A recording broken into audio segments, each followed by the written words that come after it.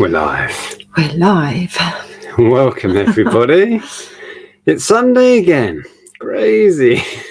I say this every week. I know. And then It's just zoom by. And then I'll do a video on Monday and I go, it's Monday again. How is that possible? Welcome. If you're new to this, we go live every Sunday at 8 and it's our chance to hang out and chat with you lot. Oh, there's Jeff. Jeff. People were asking for Jeff already. He'll probably pop in a minute. I'm sure he will. So yes, we are live, which means you can chat with us live in the side chat. Say a few hellos quickly. Pete is in. Marky Robert Swerida, maybe. Welcome. Rich is in, and so is Santa. So a few more hellos. Rich Pickings. Yes, we're going to talk a bit about charity shops. Well, you came up with a topic. Yeah, but something not in a slightly negative way. Not in a negative way at all. Not even slightly negative. No, we'll get onto that. So yeah, Rich was saying there actually quickly, I have an amazing relationship with the local charity shops. Good stuff. I sell stuff for them and get 50%. Oh, wow. That's a cool idea. Yeah. Hi, Gary and Adrian. We'll say a few more hellos before we crack on. Barry, Maria, welcome. Angela is in. Lee, my daughter was going to start reselling, but does every buyer see your home address? If you're a business seller on eBay, then yes, unfortunately they do. If you are just selling on a personal account, then no. But if you get into it in a big way and then you would have to declare that you are selling as a business, technically, yeah, you have to show your business address. There are kind of ways around it. Ours, for example, is displayed. But it's just going to start in a small way, then it'll be on a personal account, so shouldn't be a problem, hopefully. Okay, so say a couple more hellos. Did I do Maria, maybe? Candice, welcome both. Okay.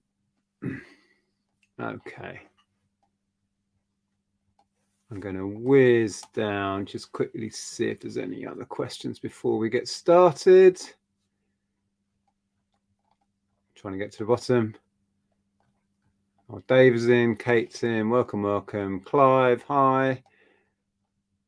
I can't get to the bottom. Lots of people in. Hello, everyone. Bumcrack Picker's in, not seen you for a while, or maybe you've been in, but I just haven't noticed. Good to see you. Charlotte, all sorts of people. Welcome. We're at the end with Jilly. Hello, welcome. Before we start chatting about charity shops as well, my video output kind of ended dramatically midweek because I put my back out quite severely and wasn't really in the frame of mind or ability to be filming much. It is a lot better now, but I'm still gingerly moving about. We went to a wedding yesterday, which was interesting. Yeah, you couldn't dance. I avoided dancing. I did have a few beers, but I avoided dancing. The trickiest part was because our whole extended family was there. So all of the kids were there. Normally, I'm in the thick of it, running about with kids and picking them up and whizzing them around and all of that. Yeah, and of course they jumped on you and you couldn't. So they were expecting that, Uncle Nick. And I'm like, back off. So it's been really awkward. We've just put another load of deep heat on it. So my back is feeling like it's on fire right now. Yeah, it's not been fun. You've been living on ibuprofen, haven't you? Living on painkillers and deep heat. Yeah, I was filling the car with actually a load of scrap to take to the scrapyard. I was going to do a video on it. It's going to be really fun. And then I twisted whilst moving a car battery and it went. What was that? I think it's one of the rolls here. That's so yes, I did have a bunch of messages. Thank you if you messaged me. I'm fine. It will just take a few more days to get back to normal, I think. So yes. What particularly did you want to talk about charity shops? Yeah, I wanted to talk about how can we help charity shops. So I wanted to talk about charity shops. That was loud. In a positive way. I don't know if you heard that. That was crazy.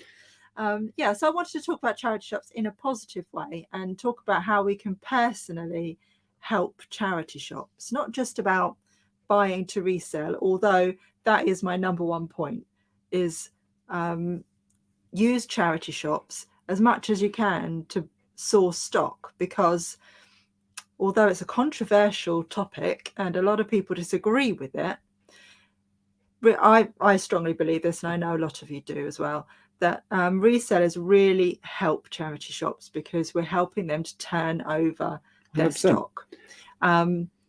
What's going on with charity shops is that they have too much stock. They are struggling with way too much stock, and a lot of it is ending up in landfill. Well, for example, we've been clearing out for the last couple of months, and we've donated several carfuls, or tried to, and we were turned away from many. But interestingly, and another thing we'll talk about is I was just reading some statistics. All of the major charity chains have had closures. They've all suffered through COVID. All retail did, and charity wasn't insulated from that. Although they do get their stock for free, they have a lot of volunteers and that, but we still saw huge losses of charity shops. So yeah, you wanted to talk about what we can do positively to help. Yeah. So I've lost my thread now. Sorry, did I interject? I'm trying to you were think talking about not only buying as a reseller, but buying as a normal human.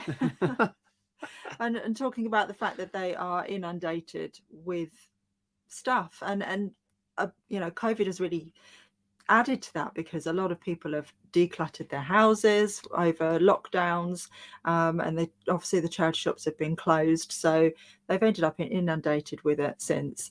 And I know where I was now.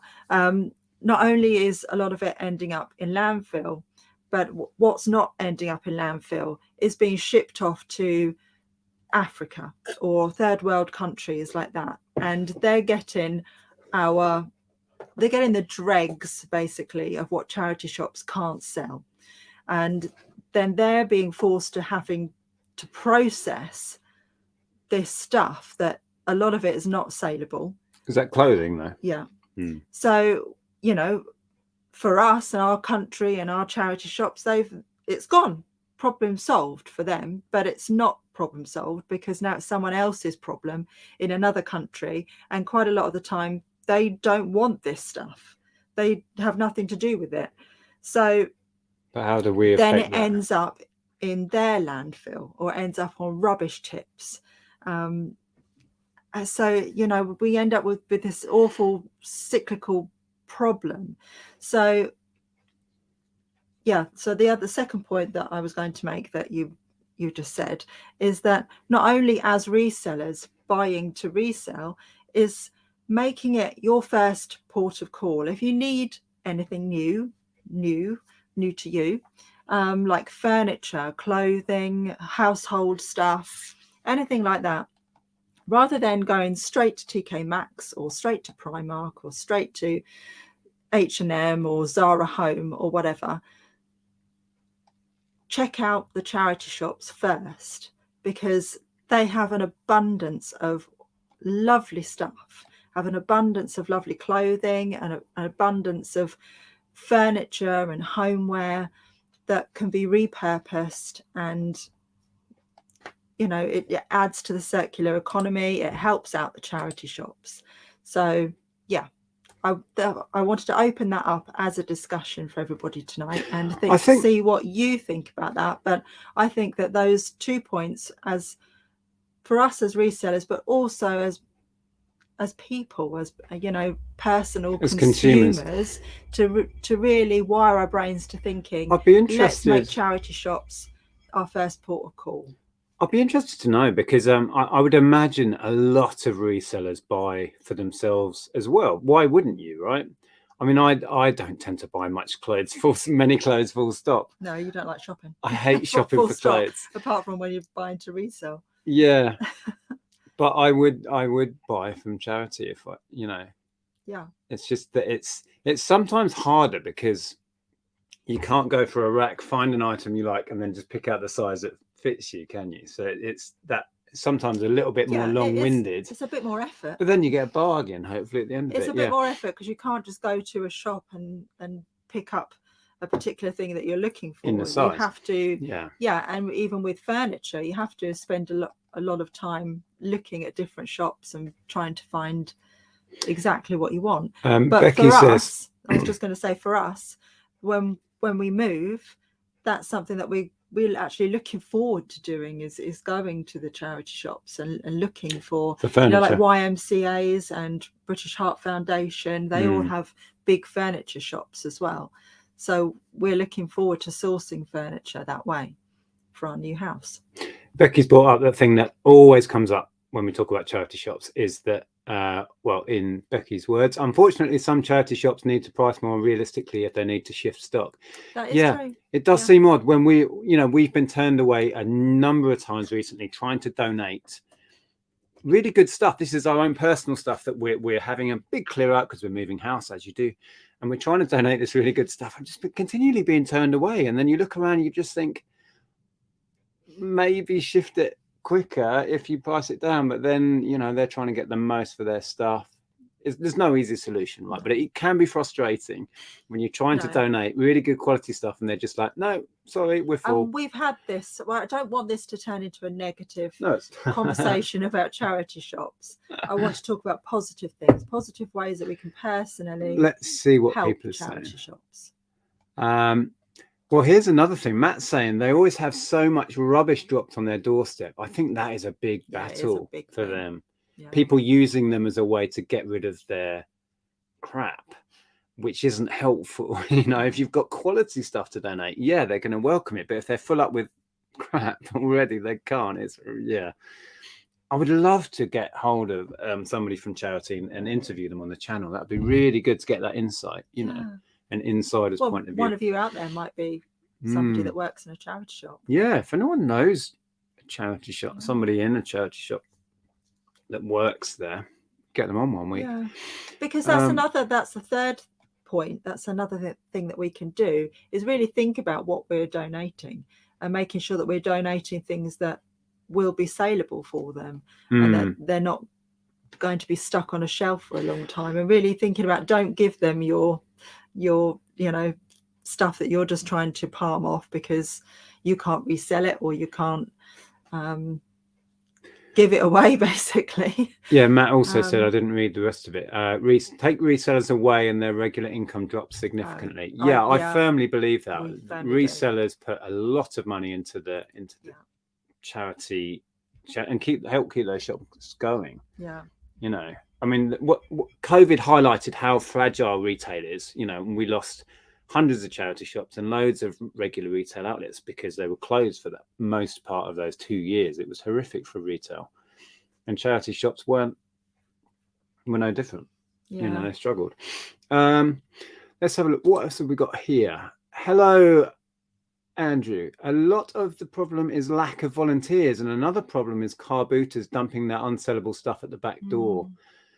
But you see a lot of unsellable stuff from car boots.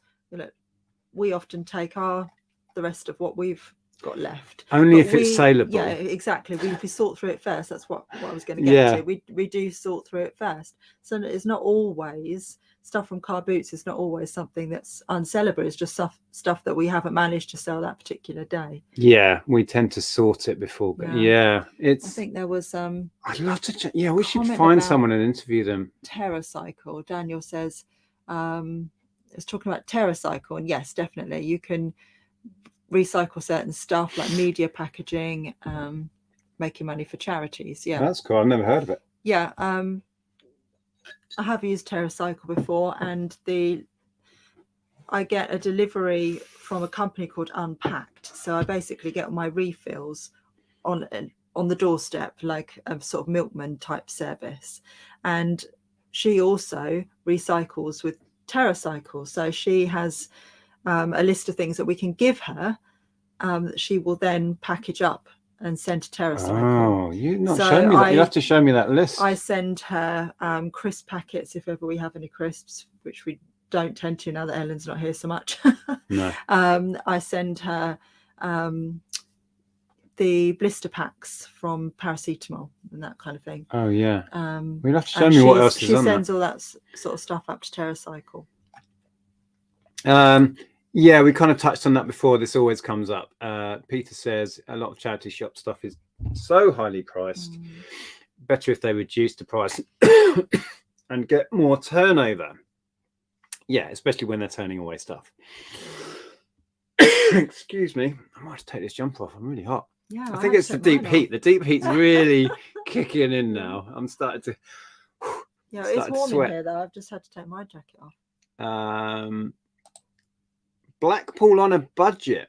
I see charity shops throwing out a lot, but they sometimes overprice and do not lower the price before throwing it out. So that is it's a theme, isn't it? Where a lot of people are saying exactly the same thing. I can't remember where I was reading it. Somebody was talking about a charity shop they worked in or had connection with, and they were somebody at the wedding I was talking to last night, saying about how, anyway, I can't remember who it was or what the relevance or their relationship was, but they were saying about how much goes in the dumpster, in the bin, which was quite shocking. Oh yeah, who were we talking to? I don't know. I can't remember. Let's see what else the chat is saying. Andrea's t-shirt reminds me of Ernie from Sesame Street. Thanks. I don't mind that comparison. I quite liked Sesame Street. The biggest shop here has really gone downhill in the past 2 years. Higher prices and often no good stock. Seems folk aren't donating anymore. That's odd. People aren't donating. Here we find there's almost too much stuff coming in, certainly with some that we go to. Yeah, Kate's got a good point there. We can help by donating only stuff that can be resold. Yeah. So that would be nice to know what they particularly need. Yeah. Some I've noticed, I think Garden House does it. They put up, we particularly need media right now, women's clothing right now, whatever. That's kind of helpful, isn't it? If you know. Yeah. And then you won't go and, when we were donating stuff, we were trying to donate some of our own like old board games and this and that. And 2 places turned away toys. And it was like, really? You can't sell toys? That really surprised me. That was January, though, and they were being inundated with Maybe toys after people were clearing out, because they've obviously got toys as presents, clearing out old ones. Yeah. Let's see what else we've got. Haggis Lover. 7 charities in my area, only 2 of them price well and always have new items out each day. The others have things like paperbacks for £2.50, not going to sell, clearly. Yeah, well, that's similar to what Pete was saying, that you see, the pricing maybe is a problem in some to get it turned over. Oxfam can get away with that because they have specific Oxfam bookshops, and there are people that just love to use them as a secondhand bookshop. But I think your average, high street charity shop really needs to churn them out at no more than £1, I think. Yeah. Well, if getting hold of the stuff isn't a problem, and around here right now it feels like that's not a problem because they're turning it away, just get it turned over. And some are really much more proactive in that way, aren't they? It feels like, they do with media around here. I was in one recently, it was 10 items for £1 on media, and you're like, okay, and then you start looking, right? You feel inclined to grab 10. And it really works. And when the stuff is coming in for free, let's not forget that. Just get it turned over, and then you don't have to turn it away. Totally. Because imagine the stuff you're turning away. You won't see what's in those bags or boxes. You might be turning away some really good, valuable stuff when your shelves are stocked up with stuff that's been there for 3 weeks. Exactly. Yeah. And it sounds like we're saying this is easy. We're not trying to preach at them. We've been in retail. None of it's easy. None of it is. Big Game Out says, does that mean that Nick is Bert? Well, you've got the glasses and the little quiff thing going on. So, yeah, you could be. I'm Bert, am I? You could be Bert. Was he the taller, thin-faced one? Yeah. It could work. I've been called way worse, to be fair. I'll go with Bert. I think, I can't remember where we were. We were out and about one day when we went to a different place. It might have been when we were away for a weekend. No, it was after a jumble trail, and we were in a charity shop, and they were literally going around every week. It seemed they go around and mark things down incrementally, and that's a great idea. I think 100%. Because she was saying to him, "And what week is it?" And he said, "It's week 2." No, it was week 2 last week. And he's like, Oh, it just done like a whole bookshelf or something. He had to start again. Yes, we were in Welwyn Garden. Oh, was it? It was that out of town yes, centre. it was, yeah. Little shopping Yeah. parade. So that's a really good way of doing it, because if you Yeah. start high, you give it a chance to start at that price. Oh, 100%. And then you can mark it down. I have no problem incrementally. with them, trying to get Just 15 yeah. quid for a Harry Potter book or whatever. We've seen it all. The more later ones. Yeah.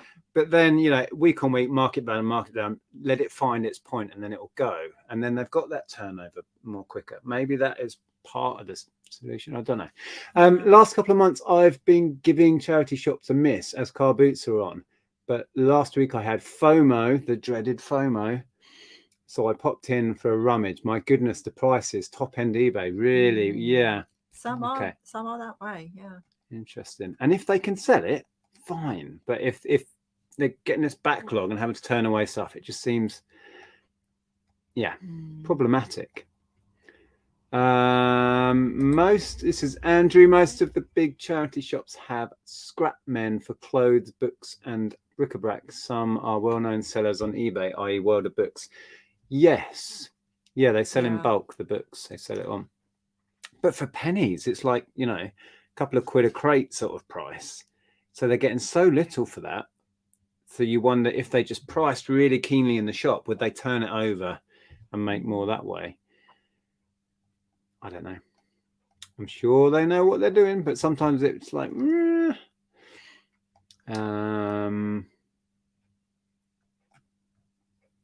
Charlotte, hi there. I rarely buy new stuff. I can't believe the price. I love secondhand, especially from the dumpster as it's free. Yeah. And once you get into the reselling world, it really is hard to pay full price for stuff. You kind of resent paying full retail. So Big Game Owl says, what do you think about overpriced charity shops like Sue Ryder in Welwyn Garden? Well, personally, I don't go in there to shop for myself, even.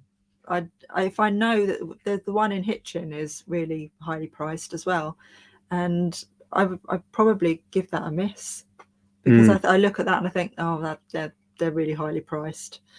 Give them a miss, and I probably end up going to, Garden House Hospice or something instead. So that, unfortunately, once you get a reputation for being very highly priced, you're turning away people, not just resellers, you're turning away just your average shoppers, unfortunately. They're not charity shops anymore, they're money-making machines, which they should be for their charities. As long as it's working and they're turning over the stuff, you can't really argue with that.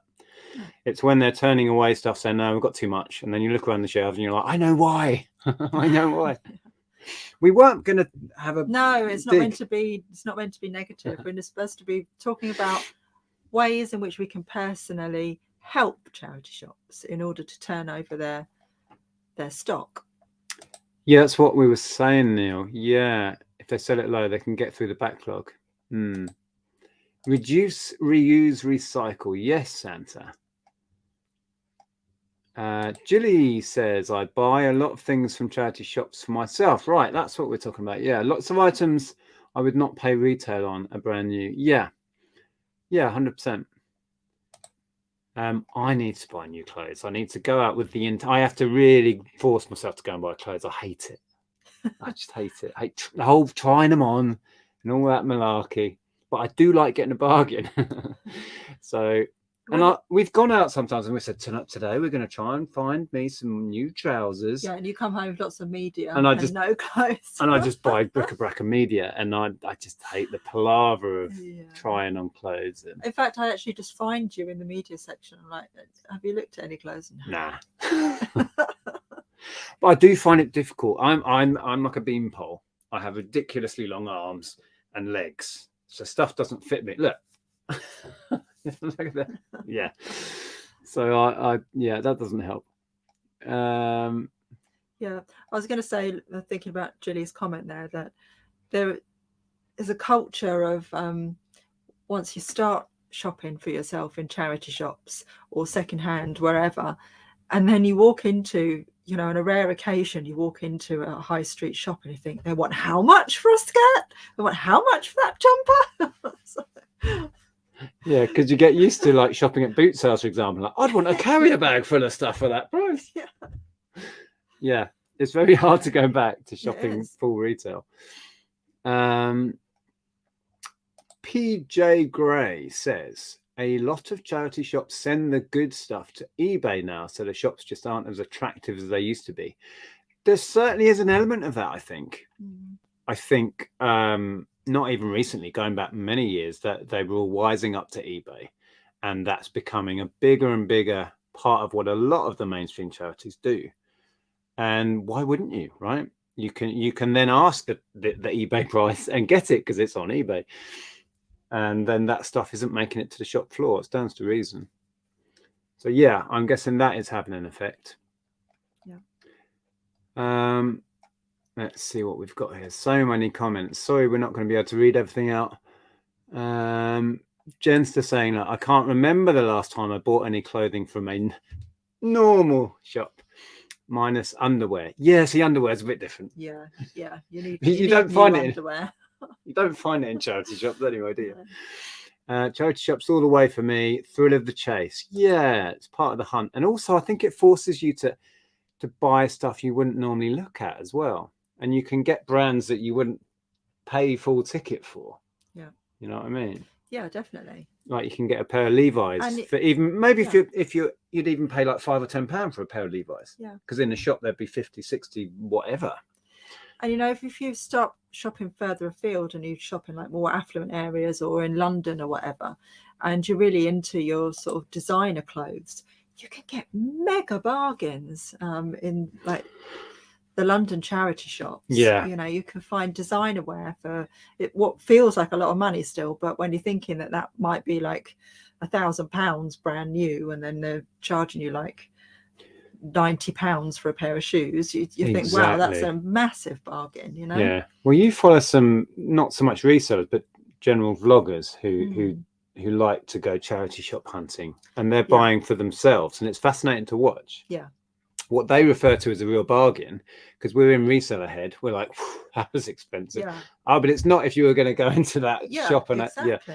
You have to kind of switch your brain from reseller to personal shopping sometimes, because you have to think, but that's a massive saving. You know, obviously it's not something I could make a margin on, but if I'm buying it for myself, that's the difference. That's fantastic. Luby Loose says, I have started to do this now. If I need something new, I'll try and find it secondhand first, especially if I want a book, DVD, CD.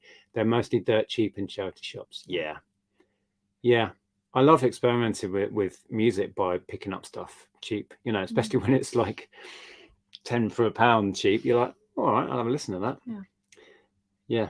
Definitely. It's like with films as well. We're like, oh, we haven't seen so-and-so for ages, and I have to put it in my memory bank because we know we'll find it in a charity shop for 50p or a boot sale. Definitely. Yeah.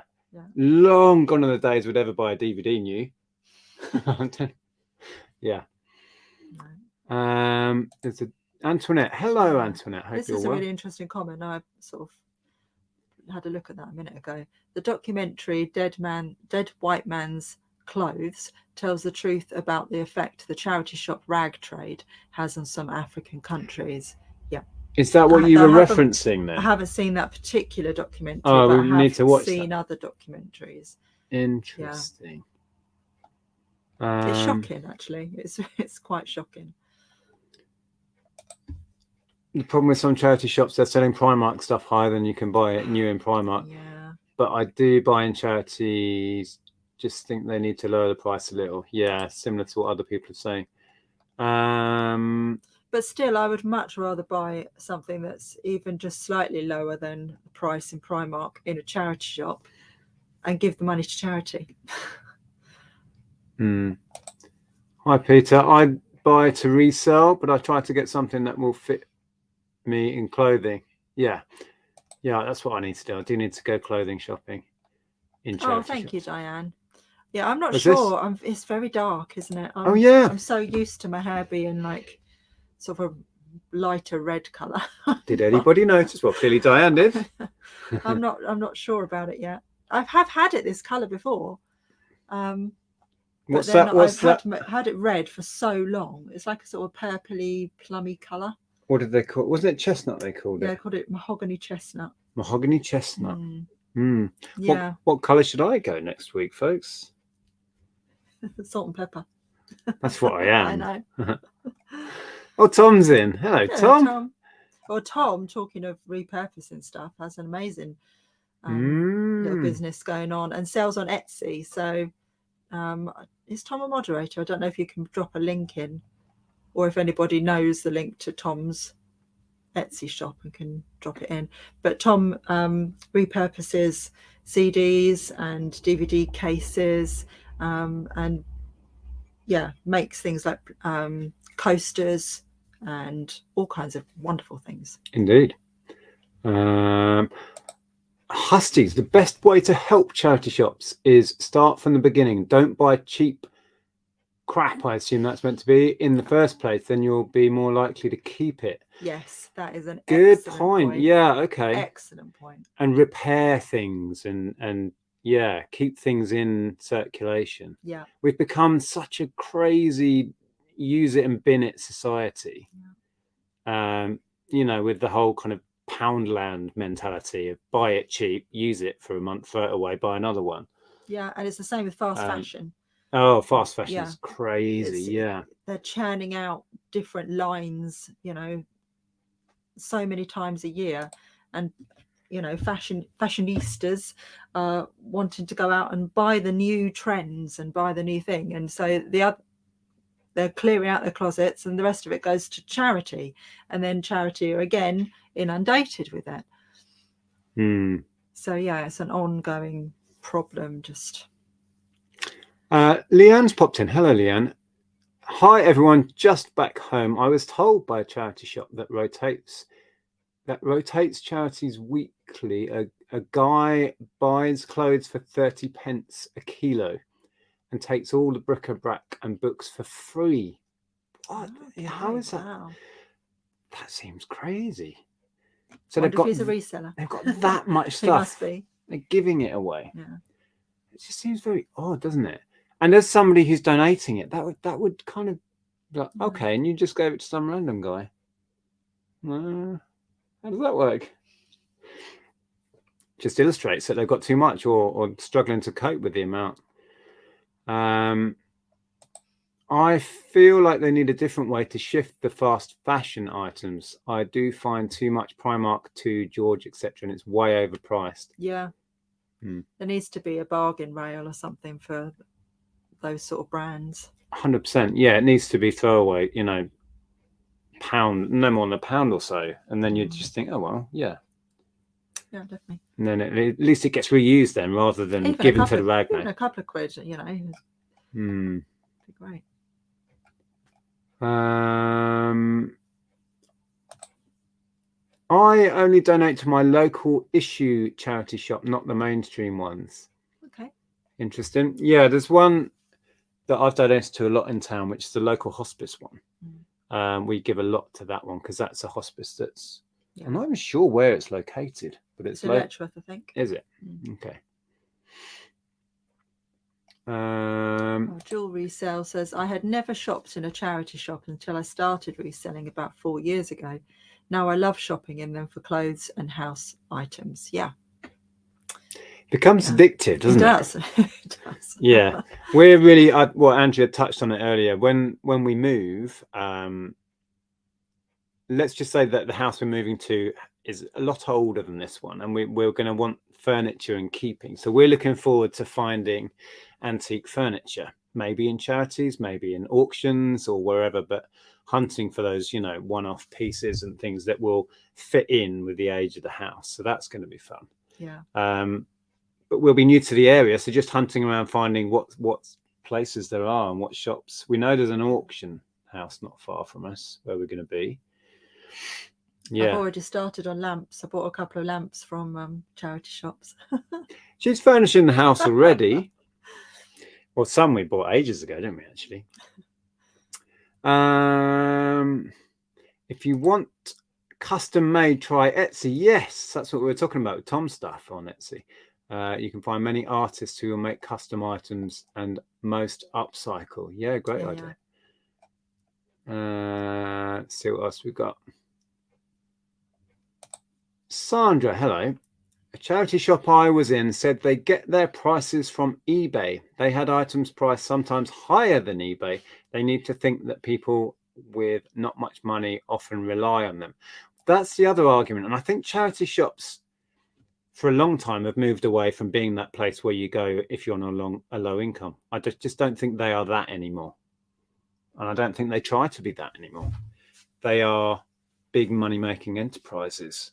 So I'm not really sure that's their kind of modus operandi anymore. That's not kind of what they're trying to do. No.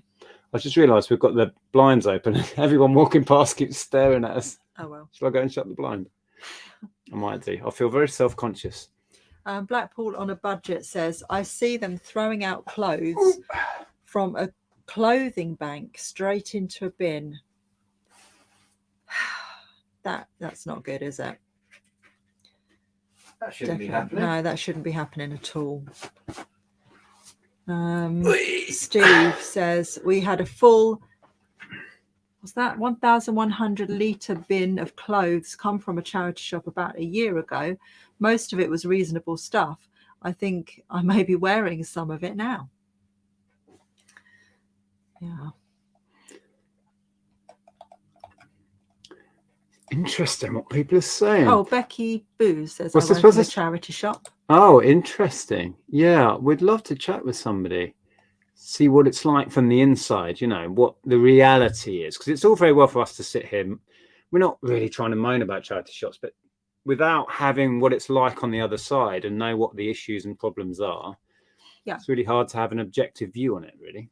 That's it. I wanted this to be a positive chat about, you know, what we can do, because we do love our charity shops. We could fire off some emails to charities and see if a representative wants to come on one Sunday and have a chat with us. Maybe that would be fun. Or just get in touch with us if you do work for a charity and you want to talk to us. Tom says my locals have signs outside saying no more donations. That's what we've come up against. Yeah, we have. Yeah, and it's frustrating, isn't it, when you know. I mean, we've managed to donate all the stuff eventually, but sometimes we've driven around and gone in several, and it's like, we're just trying to give you some really good stuff. And it's like, Yeah. We do know somebody that works in cancer research. And we took some stuff that we were decluttering last week, and it was no more donations. Well, you have to go right to the back of one of these big mega superstores. And you get right to the back, a little sign, no more donations. You were chatting to him while you were browsing the vinyl, and he was like, oh, you know what, I'll go and I'll make an exception for you. So it's a lovely guy that I know in there. We know him from the days when we had a shop, and he used to be a regular in our shop, and he now volunteers over in this supersize cancer research. If you're watching, hi Darren. And he said, oh, what are you up to? I said, well, we were here to donate, but you're not taking any more. And he said, don't tell anyone, but it's fine. I'll let you sneak some in. It was like a clandestine operation just to get donations in. He was like, don't tell anyone. Let's sneak it out the back. It's crazy. Yeah. Andrew Horner there says that he worked in a charity shop for years and will try and find someone for you to talk to. That would be cool. Yeah, if you do, our normal you can pass on our normal contact details, which should be below. So that's Instagram, Facebook. There's an email below there as well, isn't there? I believe. I think there is. I'm pretty sure. Yeah, it'd be really interesting. Hello, Matt Walker. Says, does anyone here struggle massively with extreme tiredness after doing the morning car boot sale? I feel completely wiped out from it. Almost writes the day off for me. But you're a new parent, aren't you, Matt? So that probably adds to it as well. You're probably not getting a lot of sleep. Well, in a word though, yes. We've not really been hitting the boot sales for a long time now, but when we used to do an early and then a midday one and then come home, you'd be on this kind of weird, crazy adrenaline buzz, and then I'll be out like a light. Yeah, we'd both have to have a nap. King size nap. Yeah. The thing is, I think a lot because you're enjoying it at boot sales, you don't realize how much work it is. If you go to a big boot sale, you probably walk 3 or 4 miles and you're either carrying bags or you're dragging thing. And then it's very mentally tiring, searching all the time and trying to do little deals and that. It's mentally tiring, let alone the fact that normally we stay out quite late on a Saturday, watch telly, have a bottle of wine. And then if we're up really early on a Sunday, you've had next to no sleep as well. Yeah, well, that's our fault. Yeah. So let's see what other thing. Yeah, we were supposed to be going to a jumble trail today, but we weren't able to because Nick's incapacitated. Yeah, getting up and down it is tricky when you put your lower back out. So getting in and out of the car. Well, I thought I was almost back to normal two days ago. So I drove into town. Yeah, I went to that was Asda. a silly thing to do. And then yeah, not only manipulating went to Asda, the pedals, but took a parcel to the impost lockers. Yeah, I did. Came home, regretted it. Yeah. Set himself back. Yes. I was going to highlight this one, I think. Jack of all trades. Oh, sorry, can you read that? Yeah. Charity shops are not charity shops anymore. They are a shop that sells secondhand stuff now. The charity shop prices are way too high. But they're still charity shops because they're still making money for the charity. But yes, they have jumped on the bandwagon of secondhand and vintage being trendy, which is fine. If they can make money for their charity that way, then great. Well, the hospice that we were talking about, I've got 2 shops in our town, and they've got one where you can get some great bargains, and we're going there all the time and very reasonably priced. And then they've got one that they call their vintage shop, which we sometimes have a little look in, and every now and then you can find something. Yeah. But and I think that does really well. It's always quite busy. So they sort of do a bit of both. So they kind of filter the stuff a bit, and they put the more collectible vintage stuff down there, and they do mark it up. And it seems to work for them, doesn't it? I think. I do find it quite amusing though when I see a Primark jumper in there. I think this is vintage. Vicky says, "Look, I used to work at the Salvation Army. In Welling Garden. I can't picture which one that is, but we do go over there now and again. And the amount of stuff, good stuff too, they used to throw out. Yeah, it's mind-boggling sometimes, isn't it? What the decision process is as to what goes in the bin.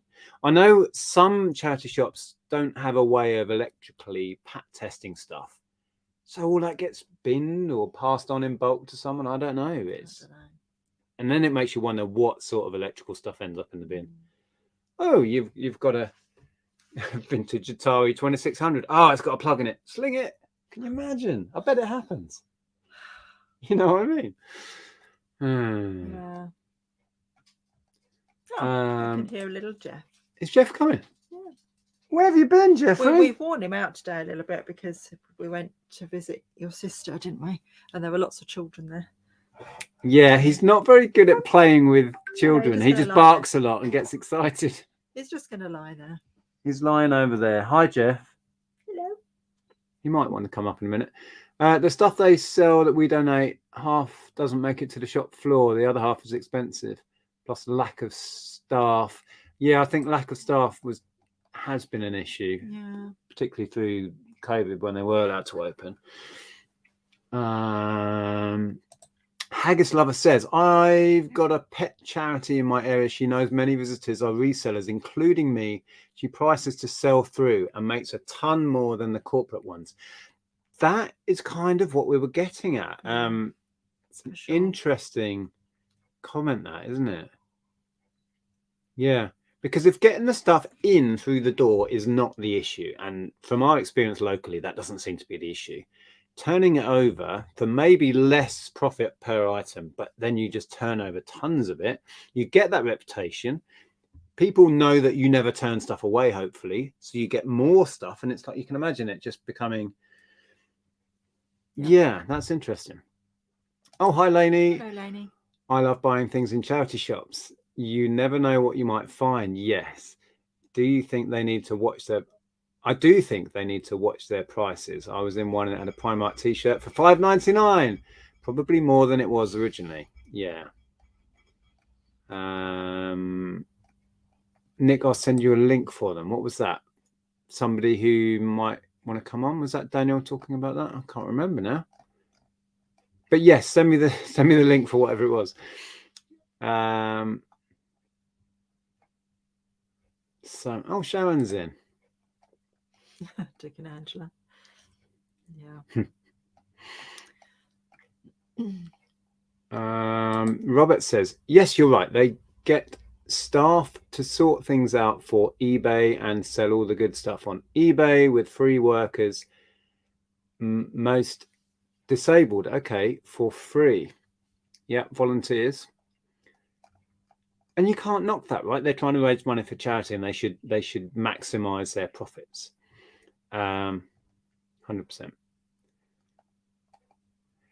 That's an interesting comment. Most of the volunteers are resellers. Yeah, so that's a slight conflict of interest there. So they get the good stuff before it goes out. Yeah, that could be awkward. In the old days, you could leave your unwanted items at the car boot and they would put them in a huge bonfire. Really? I've never seen that. I've seen them collecting stuff and putting it in a big, massive dumpster.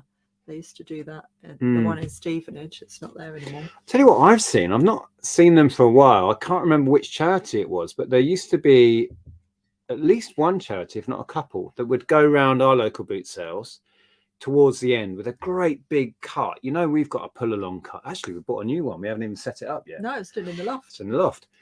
But they used to go around with a great big metal wagon collecting for charity at the end of the boot sale. It's a genius idea. People, at the end of the day, you can usually tell that you're going to take most of this stuff home now when it calms down. And people were getting donations. Yeah. Clever idea, I thought. Can't remember which charity it was. How are we doing for time? Oh, we've got loads of time. What's Santa saying? Santa, where? Just above that. Does the TerraCycle man always ring twice? I don't understand that. I think it's a horror movie reference, maybe. Is it? I don't know.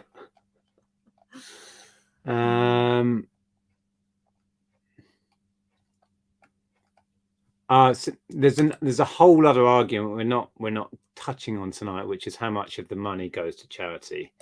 We're trying to be positive tonight. We're trying to have a positive conversation. Nick, if you're on the deep heat, wash your hands before you go to the loo.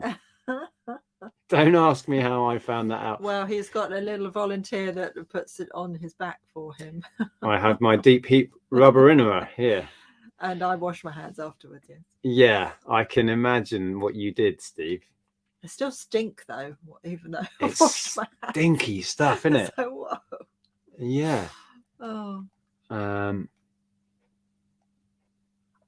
Nick, look up Dragon Balm or Tiger Balm. I've heard of Tiger Balm. That's similar to Deep Heat, really. Yeah, I think it is. It'll help your back. I use it for my neck pain. Yeah, I've certainly heard of Tiger Balm. Liz. Hi, Liz. A charity shop near me halves the price of clothing after 2 weeks and then marks it down to £1 after 4 weeks. See, that's the way to go. It's the way to go. And there's a charity shop we used to go to, part of the same chain from in town here, Garden House, and they used to do that rigidly. And then they'd have a permanent pound rail out the front. And when we were still doing clothing, we'd make a point of going there. Yeah. Because they were doing that. And you'd always buy 3 or 4 items off the pound rail. And they would turn over. I've never known them have a sign up, no more donations down there. No. Never. That seems the sweet spot, doesn't it? To be turning it over enough so you shouldn't have to turn away good quality stuff. Yeah. Good to see you, Liz. Can you read that one? I could. I'm getting super hot. I'm gonna. Hidden Deep Within says, I work for a charity. I'm going to strip off. Charity. Things if we can't sell something for a charity. Yeah, I don't know if I'm reading that properly. If we can't sell something, it either gets cascaded or other charities. Other charities or shops. I guess it goes to other charities or shops, or goes on eBay if it's worth it. We only bin things that that really can't be sold. Okay, I didn't read that very well. I'm very sorry, but you get. So cascaded means it gets moved around shops. Then I'm guessing. Well, I do know they do that. I've heard that being said in shops before. that they give it X amount of time on that charity shop shelves, and then it will go off to another one and be given time there. Because then it puts it in front of a different set of eyes, doesn't it? Yeah. Okay, well, that's interesting. Kevin's had some good finds in charity shops. Yeah, I think we all have. And, it's nice when those little gems turn up. Luby Lou says, recently I went to Derby and they had loads of fab charity shops with lots of stock and good prices. I got a whole summer wardrobe. Cos, whistles, Uniqlo.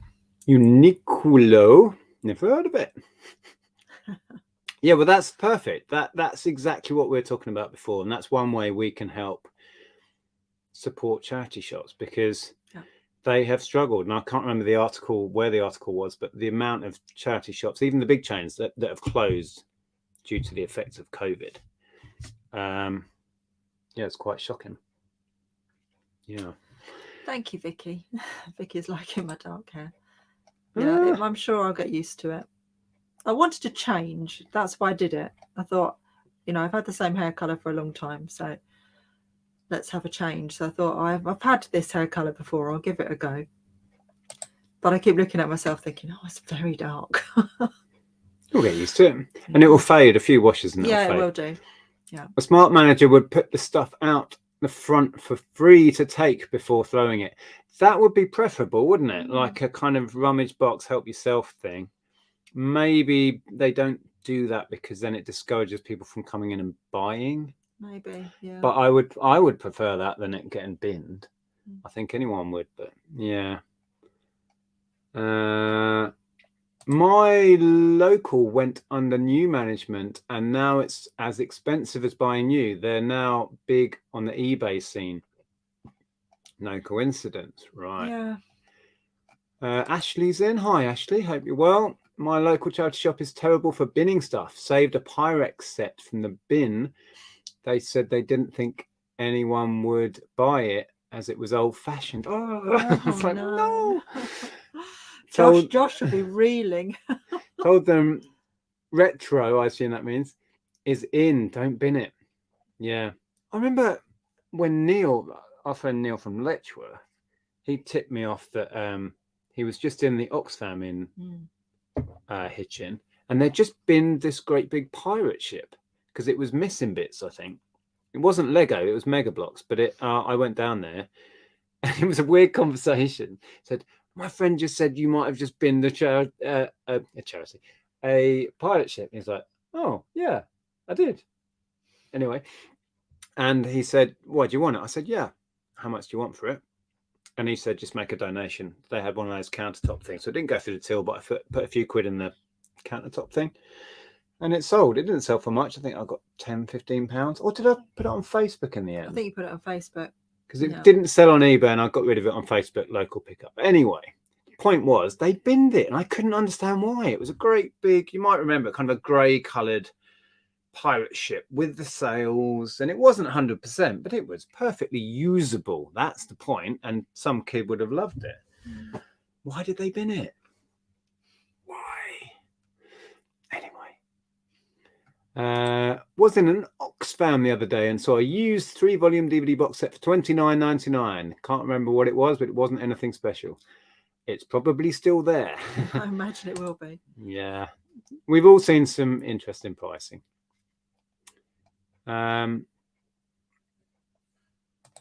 Many charities give first dibs on everything to their staff. Fair enough, as they work for free, but only if they pay proper price.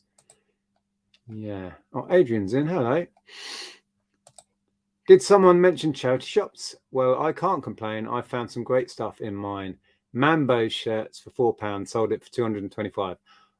Yes, I remember you sharing that one. So we are nearly at 9 o'clock. So we'll think about wrapping up soon. So if you want to start thinking about words of wisdom, we can use this as a theme. Charity shopping. We like to end on an uplifting note. So yeah, think of some uplifting words of wisdom if you can, and we'll read them out.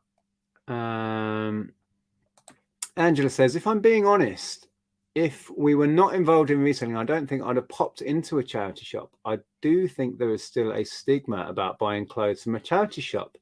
Now I do buy. That's interesting.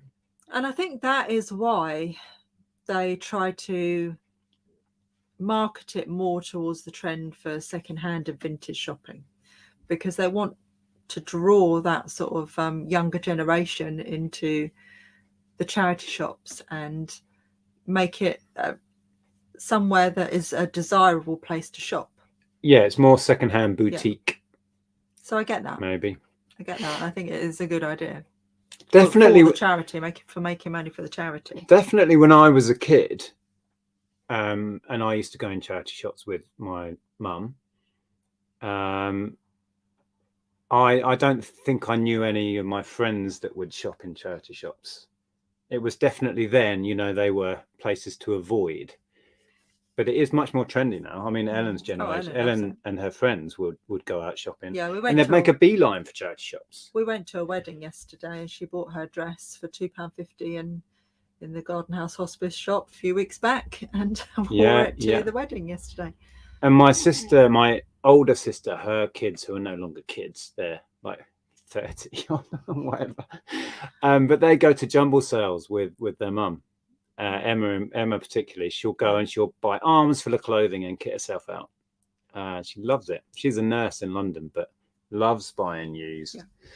Yeah, and just thinking about the charities, having shops where they kind of market themselves more as a vintage type place or a charity shop boutique.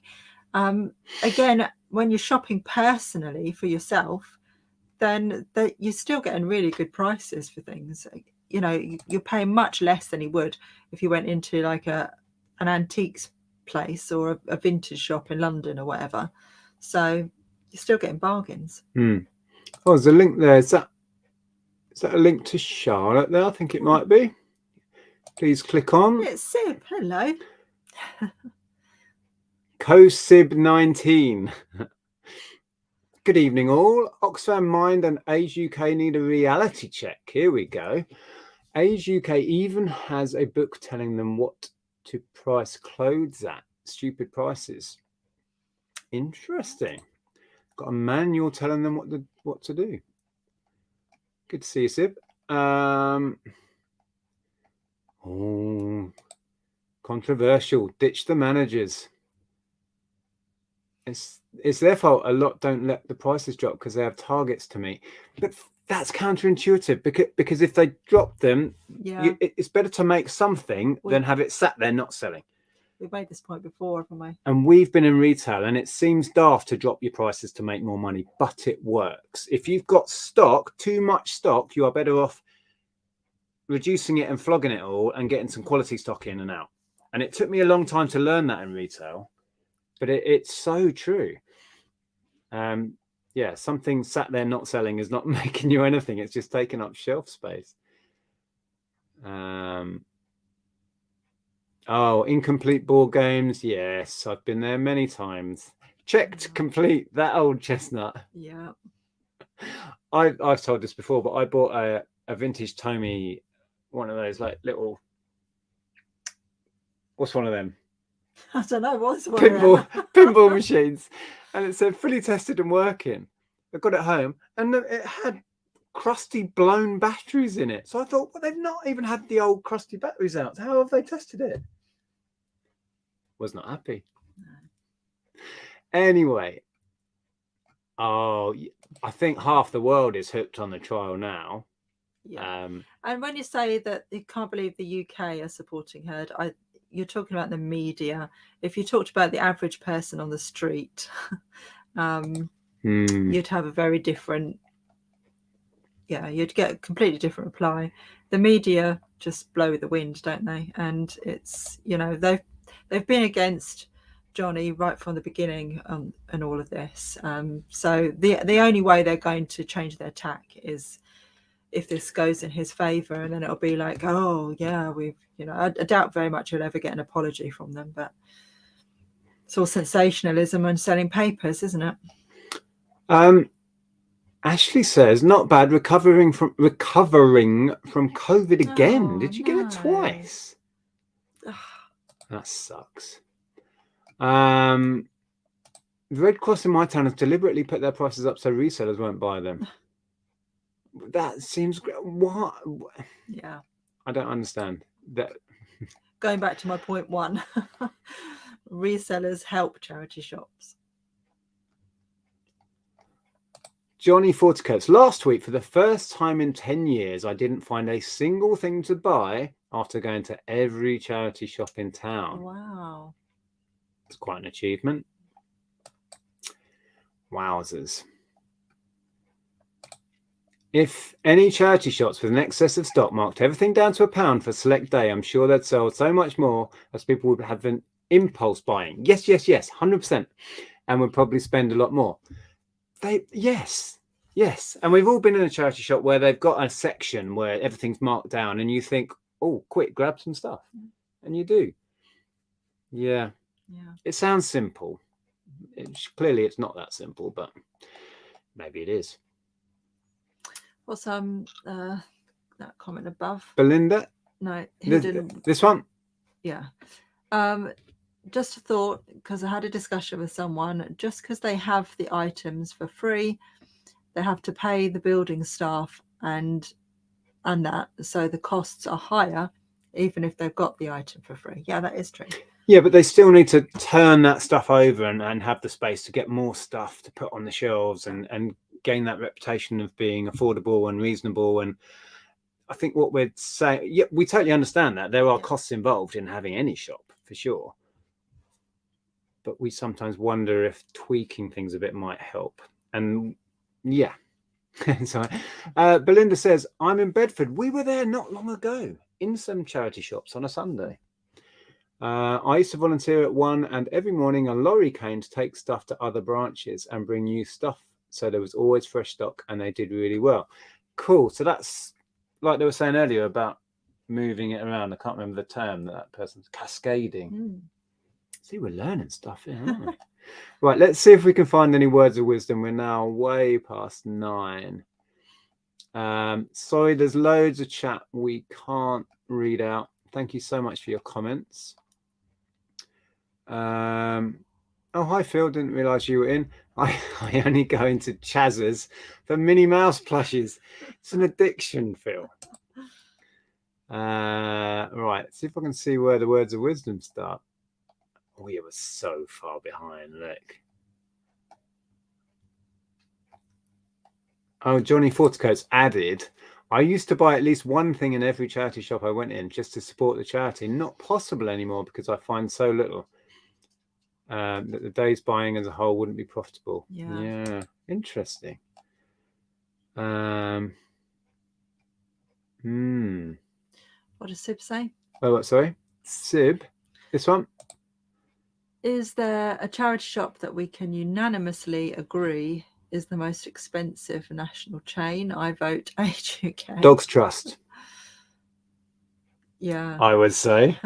I've been in a few. What? There's one that Lex shops in Wales, and they're very well priced in Wales. Our local one is. Ours is very much overpriced. A bit. Wow. Yeah. The cat's protection is quite overpriced in our town as well. But then maybe it's all localized down to whoever's managing it. Yeah, it will be, won't it, to a degree? Because actually, Age UK, I mean, ours is gone now, but it used to buy quite a lot of stuff in Age UK. We're still going. We'll get onto the words of wisdom shortly. They need to bang out their stuff, and people need to feel they're getting a bargain, and people will donate more. There are 2 local charity shops, always with new stuff, and they get more customers. That's kind of my thinking. Yeah. For example, we went to, when we were last up in Felixstowe, when we were thinking we were moving there, we found a little tucked out of the way charity shop, which was an Aladdin's cave. And honestly, if we'd have moved up there, we'd have been in there every day. Yeah. And they were putting stuff out as we were there, and people were coming in and picking it up. We bought an armful of stuff, and it just felt like they had it right there. And it was very much what you were describing. Right. Where are these words of wisdom? Yeah, I saw someone say Oxfam. Oxfam is very expensive. Hello, Master of Pieces. I think I had a message about your Hot Wheels thing.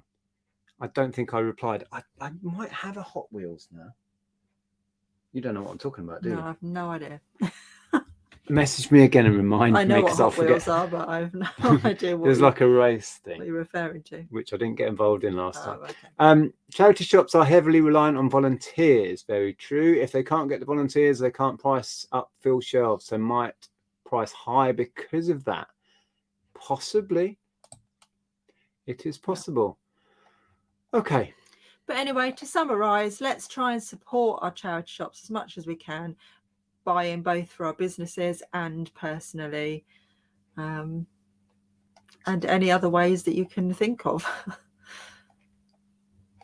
So I'm reading there's loads of really interesting comments. And also try to remember, because we're all after a bargain, but try to remember that if you're shopping personally for things in charity shops, sometimes you might find something that you would turn your nose up at because you'd think that was too expensive if you were buying to resell, but it might be something that's still a bargain for you if you're buying personally. So yeah, you have to come in and out and switch your brain and your mindset. That's so cool to hear. That my 20-year-old daughter says she won't buy anything new. Love cool. that. Yeah. Right. I've still not found any. I'm not near the end enough. Hang on. Oh, we've missed so much good chat. We need to do this again. Wow. Yes, thank you for all your messages. Sorry we could only read out a small percentage. I'm now scrolling endlessly through comments. We could have talked about this for hours, just reading out what you've said. So Leanne says, a note particularly put my teeth in for Andrea, I'm assuming that says, the charity shop that Shelley took you both to, where it was piled high and nothing priced, is moving premises by the end of October. Oh yeah, can you imagine them moving it all? Good grief, that'd be fun. Almost as daunting as us moving house. That place, it felt like they needed to tweak their systems because they had stuff on display that hadn't moved for probably 10 years. There was stuff buried, I'm sure. You couldn't reach. If you remember that video, it was way more crazy in person. It was like stacks of video machines, like 20 high, and then layers and you couldn't even see what was. I thought, I might buy some of these electronics. I gave up even trying to look. It was, and then there were shelves with like 100 mugs on, about 10 or 20 mugs deep. Yeah, it's like, how do you look at them? That place was just proper crazy. Amazing, though. Yeah.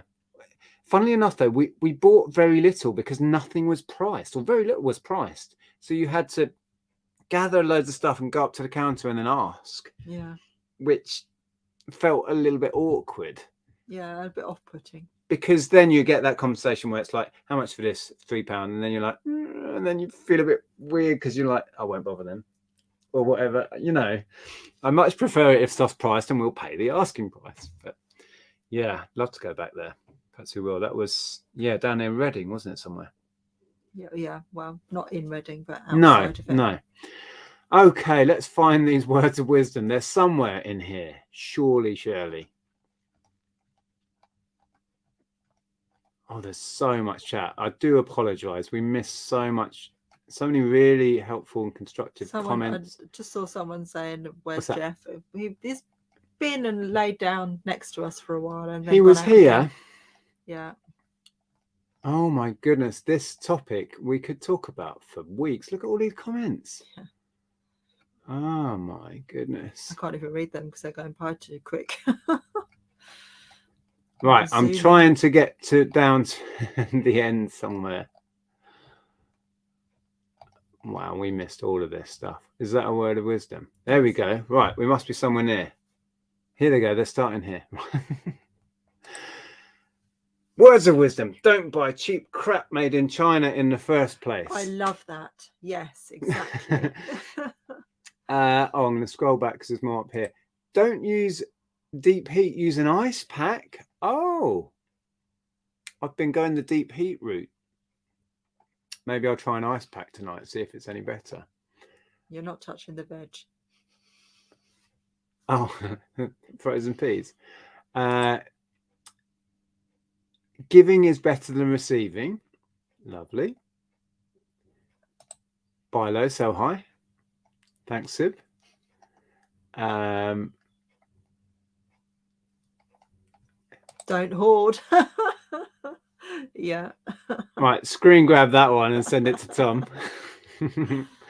Love it, Tom. WDW. Yeah, typo, I think. Pilot high, sell it cheap. Oh, we always get the never eat yellow snow. Yeah. Let's scroll down, read out a few more.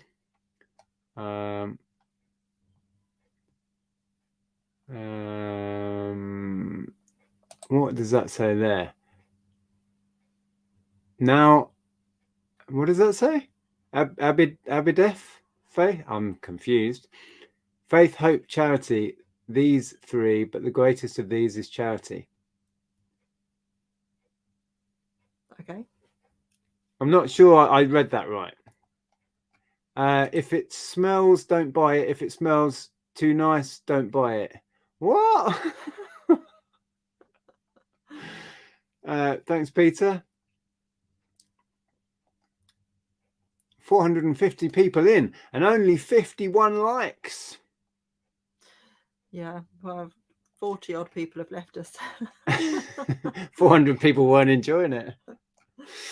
Okay, let's read out a few more and then we will let everyone get on with their Sunday evenings.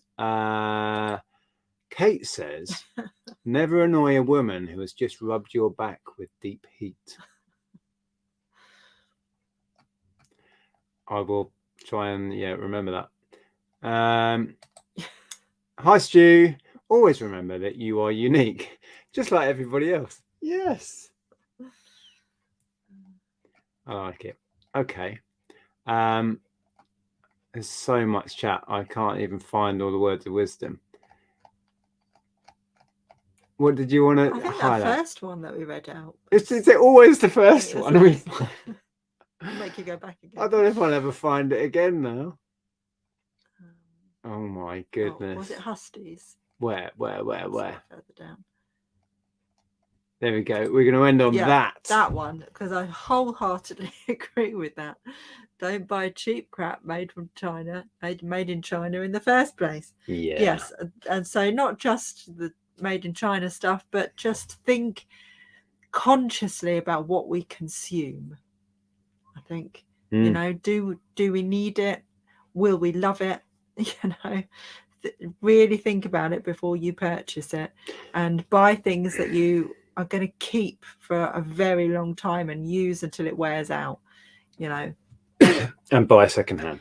Don't be so throwaway with things. That's one of the cool things about buying secondhand anyway, or buying vintage, is that the quality is that much better. If you buy vintage furniture, or if you buy vintage homewares, sure. You know, go to a charity shop or an antique shop, or, you know, somewhere like Kirsten's shop.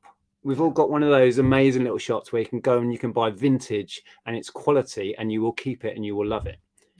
Yeah, 100%. Yeah, certainly with furniture. I mean, it's just not the craftsmanship these days. It doesn't last. It's cheaply made and churned out, and it doesn't last. It breaks. It's not good quality.